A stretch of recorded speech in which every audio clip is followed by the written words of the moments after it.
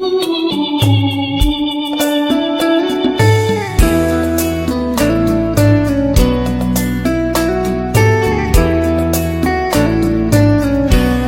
ียนจบแค่ม.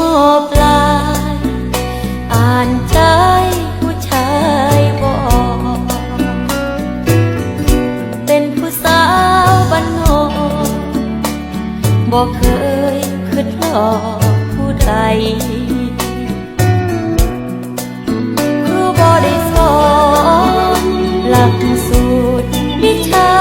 หลายใจสู้งานพอได้แต่สู้คนหลายใจบ่เป็นก็อย่างที่อายเห็นน้องเป็นแค่สาวบ้านๆถือใจซื่อทุกด้านอยู่กับงานฮักบ่เคยเห็นอายอยากให้ความหวังถ้ายังฮักจริงบ่เป็นถึงบ่สวยบ่เด่นก็บ่อยากเป็นอีกคนของใคร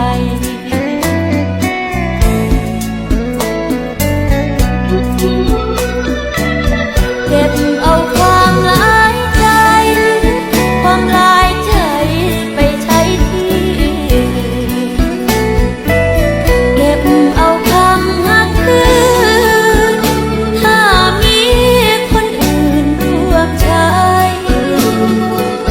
ก่อนโทรมาเบอร์นี้ช่วยนับดูคนในใจ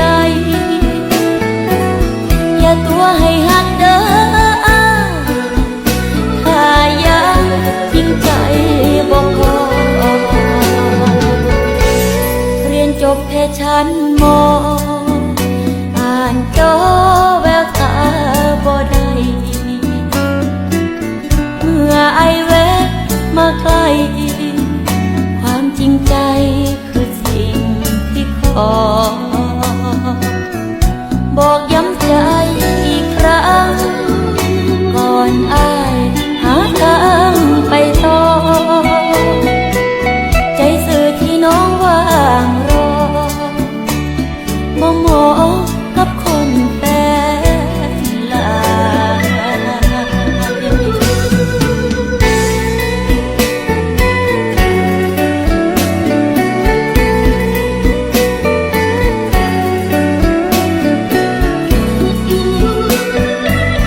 เก็บเอาความหลายใจความหลายใจไปใช้ที่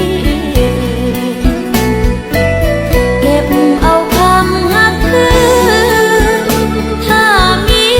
คนอื่นร่วมใช้ก่อนโทรมาเบอร์นี้ช่วยนับดูคนในใจอย่าตัวให้หักเด้อถ้ายังจริงใจบ่พออย่าตัวให้หักเด้อถ้ายังจริงใจบ่พอ